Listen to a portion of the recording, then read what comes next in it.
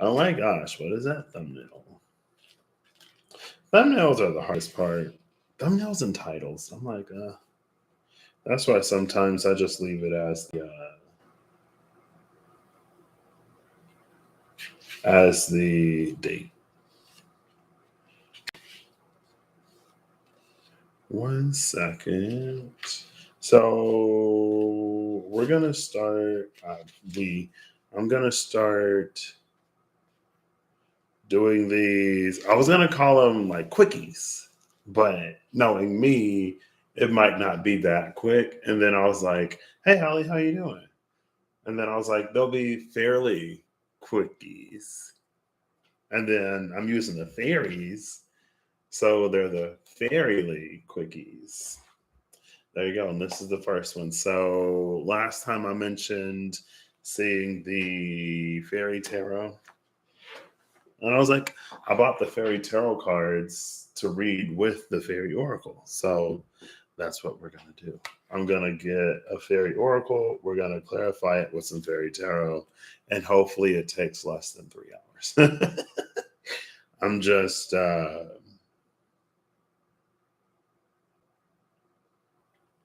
getting the elements and the seasons right really quick. Because I'm pretty sure I know, but summer is wands, winter is cups, autumn is, hold up, spring is wands, summer is cups, winter is swords, autumn is coins. Okay. So I think only swords and coins are mixed because winter is Capricorn, so usually it's coins. And swords is autumn Libra, but they are round way. I guess I can remember that because, people call the king and queen of swords cold. So, and then winter or autumn is harvest season. So I guess it makes sense that that one is pentacles. So the fairy tarot is by Radley Valentine. Illustrations by Howard David Johnson. So, like the Angel Tarot, the Archangel Power Tarot cards. Let's see, refocus. There you go. There was a few of them in here. It listed them. Radley Valentine did the Angel Answers Oracle cards, Angel Tarot cards, Animal Tarot cards, Guardian Angel Tarot cards, and Archangel Power Tarot cards. It's Hay House. Here's the book. I was like, where's the book? So I have this book because we're probably going to have to read at least these. And yeah, so I did not make it to Aldi with my grandmother today. We did some running around, and by the time she was done, before we were going to go to Aldi, it was 1 o'clock. And I was like, yeah, I think I'm just going to go ahead and go to bed. There's no cooking that's going to be done tonight, regardless. So let's shoot for tomorrow. Also, the beverage of choice today is a medley of prophecies 1 and 2, because this is how much I have left. This is not a sponsored video. This is not sponsored, but this is how much I have left, and I wanted it out of my refrigerator. So, boo, boo, boo, boo. It's so pungent.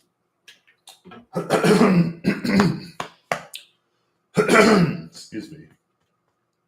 I feel like they kind of, like, there is a strong, I think that was Prophecy 1, the fresh cut grass one, that has like a really, really, really strong note in it somewhere. But for the most part, they kind of mute each other out.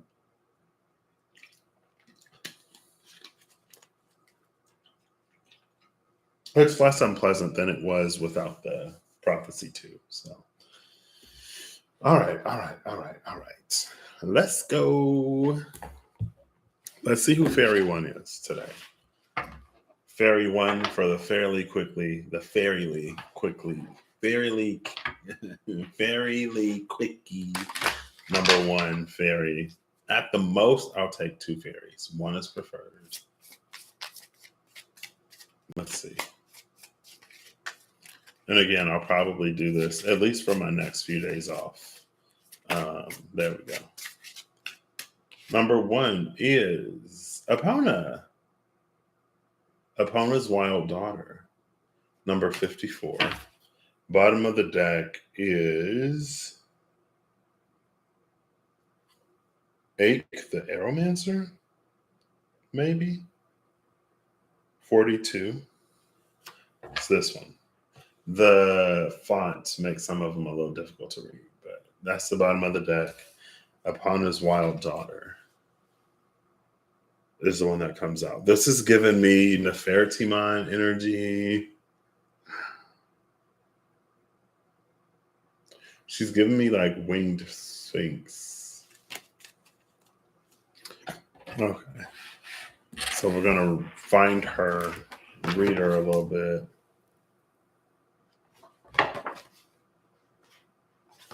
And then we'll clarify with the tarot. I went right to the yours may well differ from mine. Ask Dorcha what message she has for you, and don't be surprised if her answer is another question or riddle. She and I both wish you well in solving it with all our hearts. So yeah, she's given Sphinx. I opened it up to like the last entry. Where's 42? Real quick, 44, 42. Mick or Mike, the Myomancer. Is that mushrooms? And the movements of mice. Oh. A Myomancer reads the past, present, and potential of all beings in the movements of mice. Mike is particularly fond of reading the movements of field mice as they are livelier and better fed than church mice. Interesting.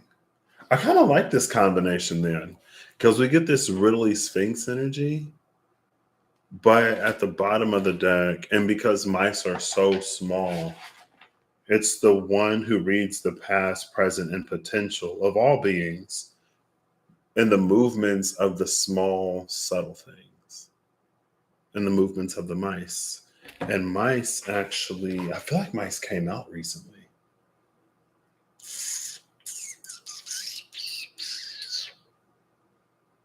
I feel like they did. Or I saw them at the bottom of the deck. I don't remember. All right. I don't know how much of this we're going to read because it is like 2.5 pages. But we'll go for it. We'll skip around. Epona's wild daughter, inner shadows, nightmare, depression, madness, and growth. In the bleakest part of the night, Dorcha comes wearing her crown of fairy stars. She kneels on the ancient owl, bearer of the hidden wisdom of the night, and facing into the past with a clear, unflinching gaze, she holds us. We are held immobile, inwardly focused by her comforting yet implacable, light-filled hands. She asks riddles that often seem impossible to answer at first, and yet she will not let us go until we find the solutions within ourselves. She is one of the great teachers of fairy, but her method of teaching makes Socrates' question look like child's play. We must expect this of Dorcha because her lessons are about the shadow side of ourselves, the things we fear, our insecurities, self-doubts, and denials. She is a practitioner of tough love therapy. So basically the reading from 2 days ago, but also yesterday in fairy form. Notice, please, that it is she, not her more gentle sister, Laced, who wears the crown of stars, a mark of service, compassion, and great wisdom. Dorcha's element is moonlight, and moonlight, the fifth element, which tempers and tests the spirit. Through her teaching, our inner conflicts and struggles become, as they are resolved, our greatest strengths. The answers to her riddles often come in a set, The answers to her riddles often come in a sudden burst of enlightenment, like the solution to a Zen cone. We may watch a leaf fall or catch a glimpse of the tiny sliver of the new moon in the sky and suddenly be hit by the answer. Before that happens, we usually work long and hard upon the question, searching and digging for an answer. The realization, when we really have it, will be transformative. We will no longer be the people that we once were. Like, I feel like I don't even have to clarify this. I feel like the first Fairly Quickly is making it real quick because it's like, watch the video from 2 days ago and then watch the one from yesterday, or watch the one from yesterday and then watch the one from 2 days ago.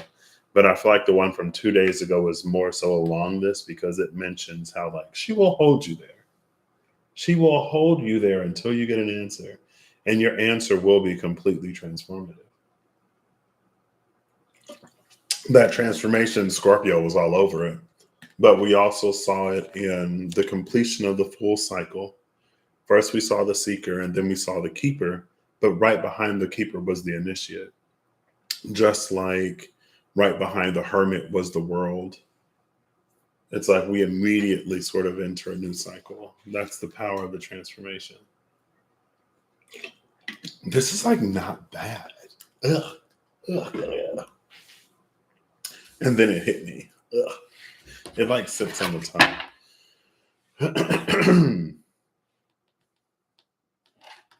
So yeah, with Mike the Myomancer being the bottom of the deck, it feels like it can be extremely easy to miss the solution because it's so small and maybe elusive and fast. Do we need a no? I was gonna say, do we need a mouse trap so that we can like catch it? But Mike reads the movement of mice. It's in the movement of the mice that something is revealed. So if we trap the mice and they can't move, or if we trap the mice and their movements become erratic or influenced by the trap, then it's not going to be accurate. And I think sometimes we try to influence fate. We try to trap the mice, or we try to force the mice to take certain paths so their movements reflect one of a good fortune that we desire. But I don't know if the answer is necessarily so straightforward. Was that in the reading from 2 days ago? Or was that before? Or has that been in this whole, it's about getting to know the self, like month and a half? Because I feel like I remember there being an energy, something about like the solution isn't as simple or something like that. I don't know. When I just said that, it made me think of something else that's come out. But let's clarify it with the fairies. First of all, if we use a mouse trap, well, we'll do the natural movements of mice. Well, first, what is the mouse? What is the mouse? I haven't used this deck too often, and it's one of those like glossy ones. There we go. I don't know if you can, yeah, you can see it. The sheen. There you go. I gotta find the light. Gotta find the light. So the sheen, it's one of those glossy ones. The Secret of Nim. Ooh, 2 cards. They only revealed themselves when I started looking at the bottom of the deck. I shuffled the deck face up. They revealed themselves face down. The bottom of the deck is unity. Do the right thing for the right reason. Compare traditional versus new approaches to see which works for you. A spiritually minded community. This was at the cut with the sun when I cut the deck. The sun was at the bottom when I pulled it out the box. We have the 2 of winter and the 10 of spring. 2 of swords, 10 of wands. Indecision is holding you back. Make the choice that's best for you rather than trying to please others. Feeling trapped between the intellectual and the emotional. So There's another mention of doing the right thing. One of them says, make the choice that's best for you rather than trying to people please. And the other one is just do the right thing for the right reason. Also, feeling trapped between the intellectual and emotional. There was the Queen of Swords, King of Pentacles. I think that was for one of the prophecies, though.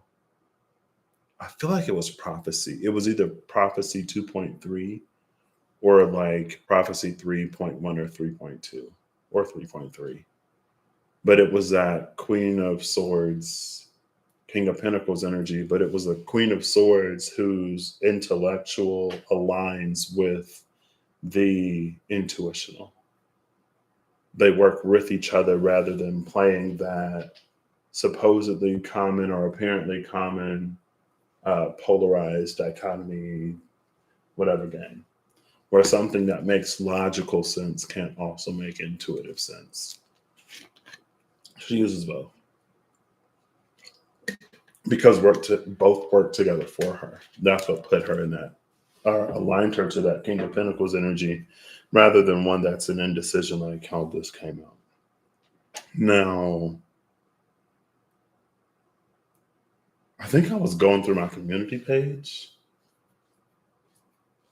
to see if I had posted something for like 24 hours or if it was still up. And I remember I just came across the Can Thy Loot Shred community post. And it was like, with the fervor of thy loot. That's Aziraphale, Angel of Song. And it talks about a bunch of emotions. It was like thy grief, thy pain, thy joy, thy love with the fervor of thy loot. Something, burning measures suit. But I see this magical floating loot-like thing here. It's interesting though, because that's not a mandolin. Is it a mandolin? It might actually be a mandolin. Let's see. If it's a mandolin, then we got to do a little research. Mandolin. Yeah, it's a mandolin. There's a mandolin on one side and there's a lute on the other side. And it's like he's trying to decide which one to play.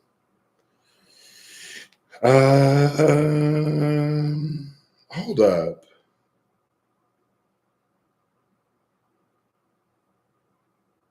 A mandolin is a stringed musical instrument in the lute family. Because first I'm like, oh yeah, it's a mandolin. Because of this picture. That's a vegetable. It's a picture of a vegetable slicer. I'm looking at this mandolin vegetable slicer, this one. And I'm like, yeah, that's a mandolin. That's what that looks like, right? Well, you saw it. And then I scroll down to the images and I'm like, hold up, wait, that's looking like the lute. Hello? What's going on here? What's going on here?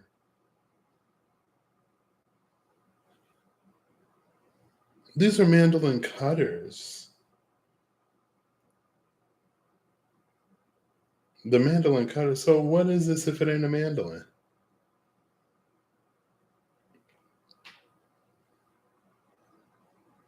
Anyway. Oh, excuse me. I just hit the phone.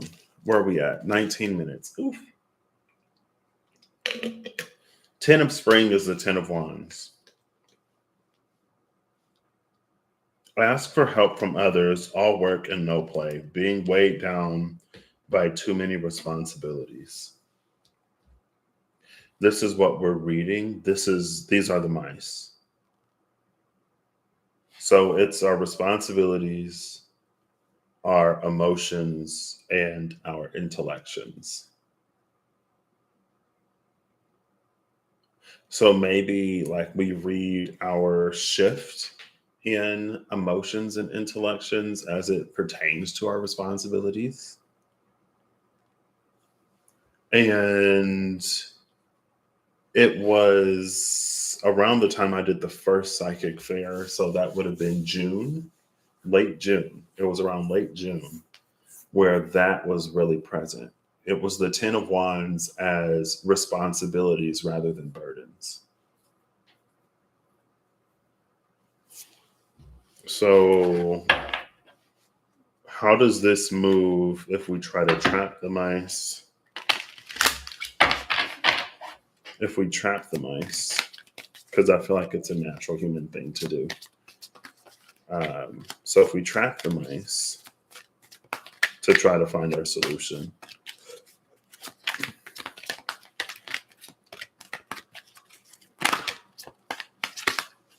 Seven of Autumn. Have patience and don't worry. Take time to rest and plan your next steps. A prudent investment of time or money. And the Queen of Autumn, generous, stylish, gracious, practical. Be practical with respect to how you proceed. The ability to make anything more beautiful. Meeting someone who can help your dreams come true. And the Magician. You can do anything. Take charge of your life. You can manifest what you need to be a success. And he's got this like Celtic knot staff, but I guess if this is the fairy tarot, I'm not too. Ooh. Oh, and the Dreamer. Embrace your true purpose, begin a new adventure, trust yourself. So this is like Autumn is Pentacles, Seven of Pentacles, Queen of Pentacles, the Magician and the Dreamer. When it came to the Magician and the Dreamer, I was like, this is like the energetic dominance of that Queen of Pentacles yesterday. And the Queen of Pentacles is here.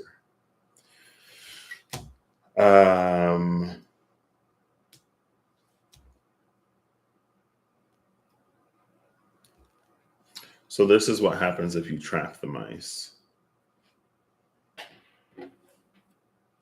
So maybe you do actually want to trap the mice. What happens if you don't?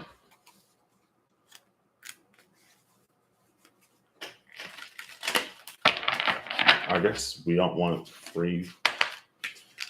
King of Winter, which is our King of Swords energy, which is that Archangel Commander energy. It's the space of the Archangel Commander. Life experience at the bottom of the deck. King of Winter, life experience, if we don't trap the mice. King of Winter is knowledgeable, experienced, and then life experience. Fair-minded and unemotional. Get advice from someone professional and objective. Public speaking, unemotional relationships.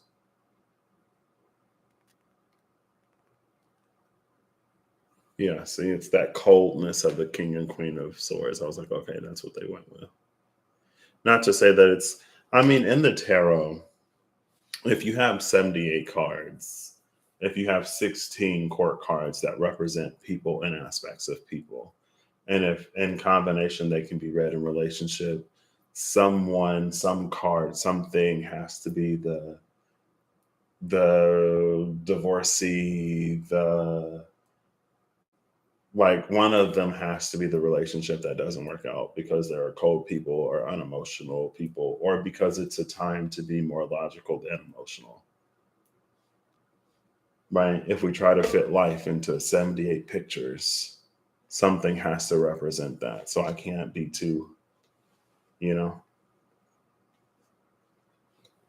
because it feels like a lot of times, sometimes especially, it feels like there's a lot more to the King and Queen of Swords that's actually like warm. But again, if you need one to just traditionally hold a space or to more standardly hold a space, somebody's got to be the cold one. So life experience number 16, let go of belief systems that no longer work for you. An important life-changing event, a situation that leads to significant opportunities.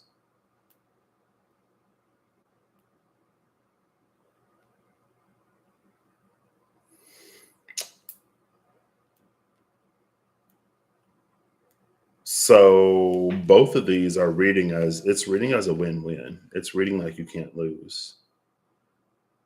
But I think that's also because of the approach that we're taking here.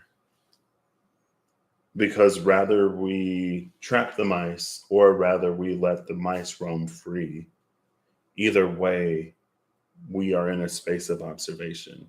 Either way, we're looking at it. Either way, we're facing it.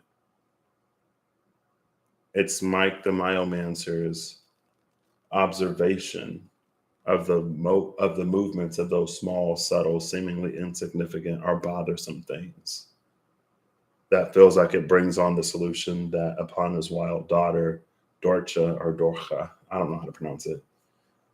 We'll call her. How do you pronounce it? I don't know how to pronounce it. Maybe it's Dora. Because I feel like a CH can be like, wait. Because MH makes a V sound, right?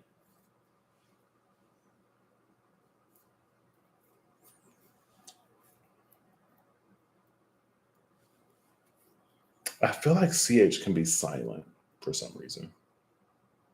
I don't remember the sound it makes. That was a very brief Irish name kick for me.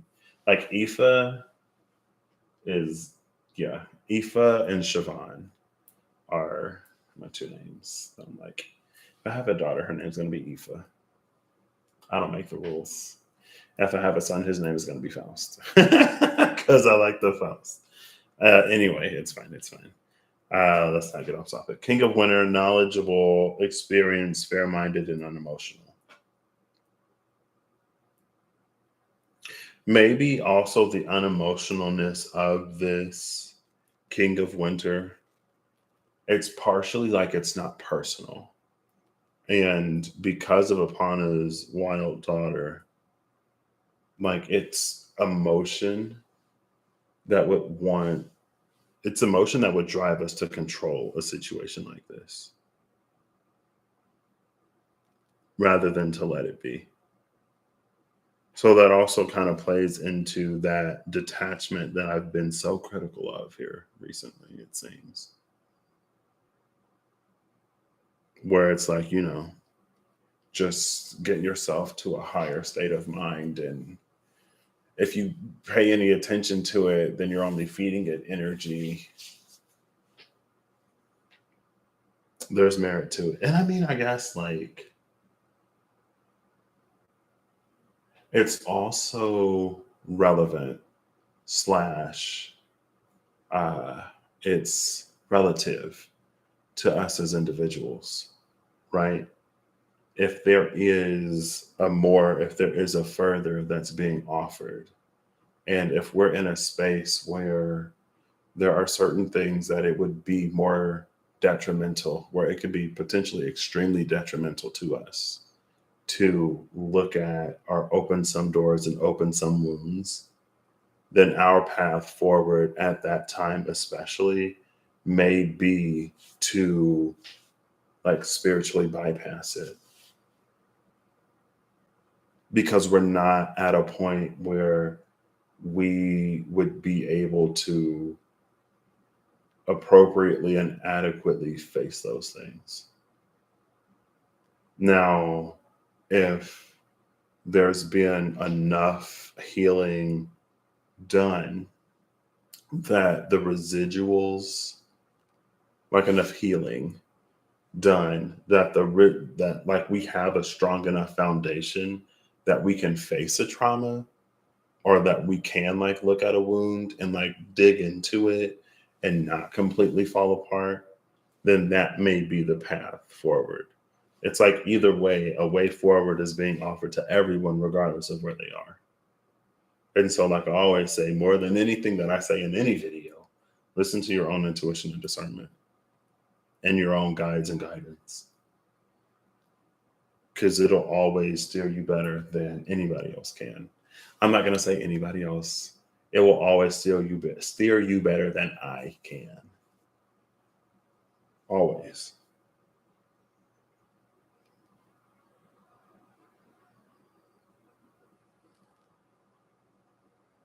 And I think more so than like progress along a journey, there's also like a different point, purpose, and reason for everyone. Like, let's say it's like it's a university metaphor.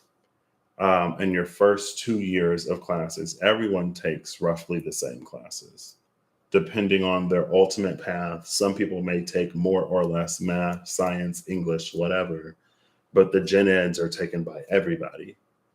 And then as you specialize, there are certain classes that you take more, and there are certain classes that you take less, right? So instead of this being like a more or less healed, it could just be like the situation that's arising in your life right now.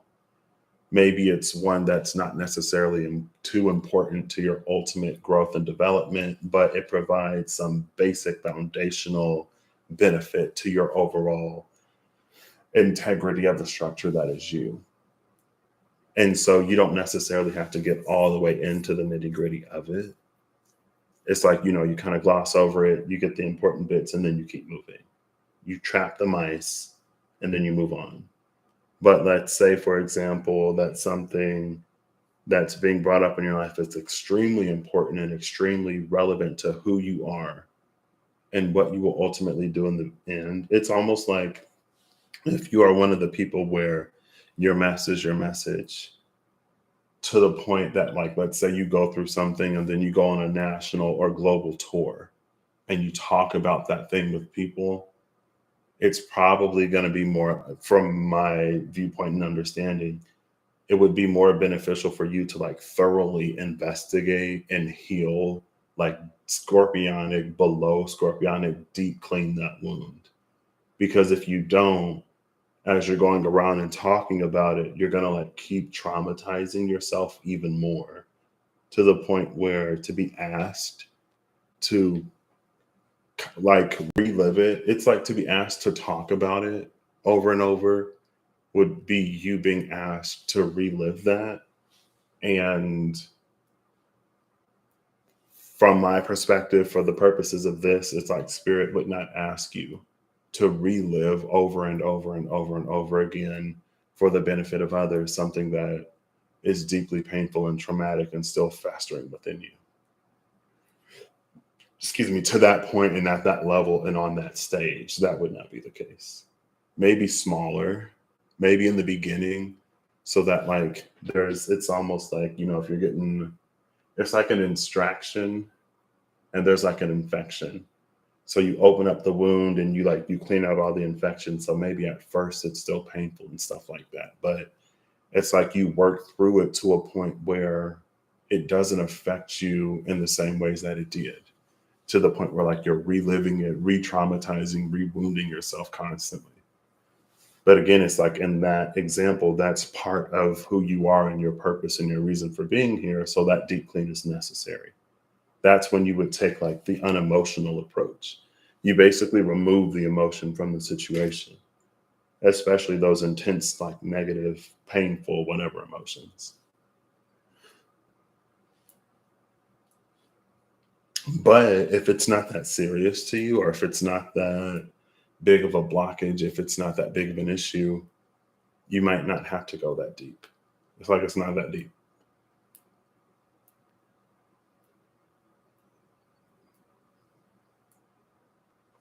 And maybe that's also part of the riddle. Or maybe part of the riddle is like knowing which things to like look into and which things to not. Because ultimately, in that viewpoint, it almost naturally tends to purpose, what one's purpose in life is,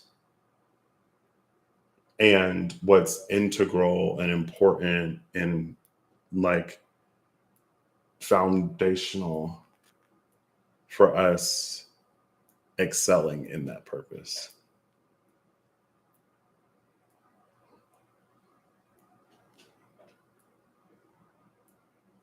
So yeah, seven of bottom, queen of bottom, magician, and the dreamer feels more like a Gen Ed's, and king of winter with life experience, the tower at the bottom, feels more like a degree requirement. I mean, I guess gen eds are, well, in some ways they're not. It's just like you need a 100 level science. Like you need 3 100 level sciences, 2 100 level maths, 200 level math, and then you take your like 1, 2, 3, 4, 500 level Englishes because that's like you're an English major. But if you were like a science major, then you take the 1, 2, 3, 4, 500 level sciences, 100 level, 200 level, 300 level English, because in the sciences, like being able to communicate is important, or like writing technical papers or whatever. But like at that point, like, yes, it's a 300 level English class, but it's more so like more heavily hybridized to the science that's more applicable to you. So it is like the next tier of skill, but it's like focused and designed and honed specifically for that purpose. You know what I mean? Okay, cool. 35 minutes. That's why these are Faeriely quickies. Because I was gonna be like, I'll call them like I'll do like a daily, like a quickie. And then I was like, oh, I'll do like I was like, yeah, less than half an hour, I'm already at 35. So Fairly Quickie number one, Upon His Wild Daughter. What do I call this? I'll call this like the mystery of mice and moonlight. I'm gonna actually title this right now because if I don't, I'm gonna forget by the time I end this video. So that's why I think maybe even if you're live on the phone, you can edit it, but number one, movements of let's know how the mice the makes it seems like no, the people. It's a collective noun.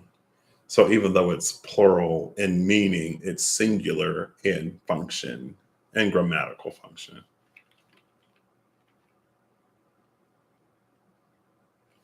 How the mice move by moonlight. Boom, there we go. Fairly Quickie number one, How the Mice Move by Moonlight. All right. Are we going to get final cards or no, since these are Fairly Quickies? No. At least not from the fairies, because that's a whole... No final cards. I am going to shuffle these, though. See, because I'm always like, I always shuffle the decks back before I put them away. So that's why I'm like, I might as well grab a final card. But no final card. Mystery of Mice and Moonlight. Did I forget Mystery? I think I forgot Mystery. I just put How the Mice Move by Moonlight. I kind of like that, though. It demystifies it. It's already been demystified. No fairies. Undressing of a salad. Okay, we'll take it. Demystifying the mystery of the mice in the moonlight. We're undressing that salad because of the... Is this he of the fiery sword? He of the fiery sword, undressing of a salad. Isn't there someone else that has a fiery sword? Cough, cough, cough, cough. Cough, cough, cough, cough. Cough, cough, cough, cough. Sorry. All right. So this is these put away. Ooh, this is not Llewellyn. I thought it was Llewellyn for a second. I think I like Llewellyn's too. But something about Los Scarabeo just hits right, you know? Los Scarabeo.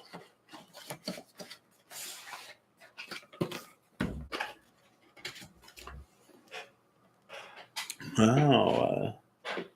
I feel like I've been like, especially today and yesterday, I feel like I've really been called like out of my own personal belief systems.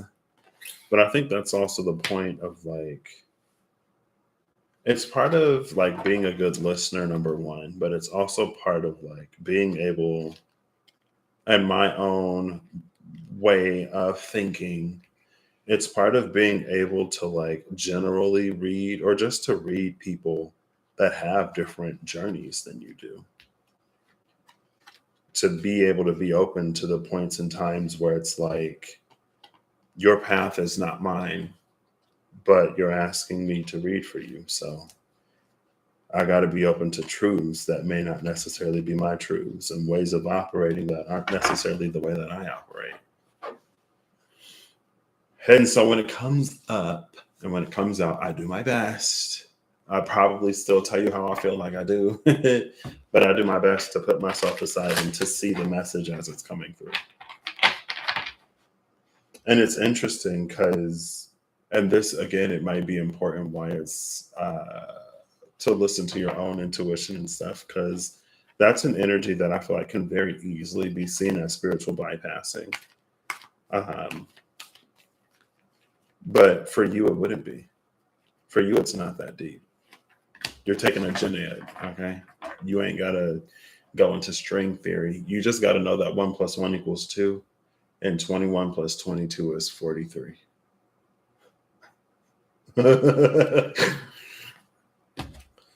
So we do get a few final cards that came out. We have the 10 of Autumn. Take steps to ensure the financial security of your children or other loved ones, making wise investments or planning for retirement, honoring family traditions. It's the 10 of Pentacles energy. The World, a brilliant success, the freedom to go in any direction, a journey that is now complete. And the 9 of Spring, protect the fruits of your labors, prepare for possible challenges that lie ahead, environmental conservation, and the 9 of Wands energy.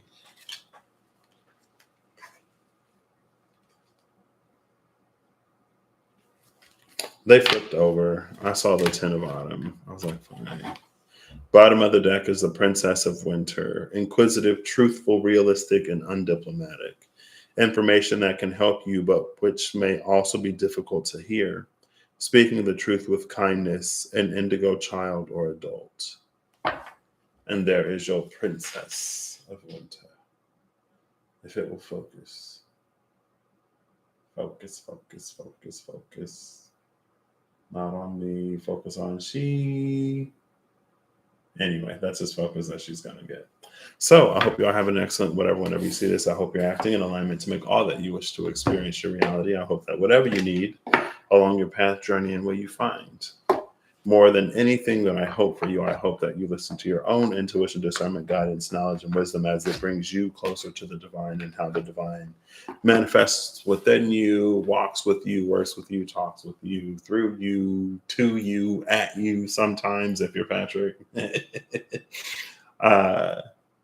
And yeah, I will catch you tomorrow for the next Faeriely Quickie.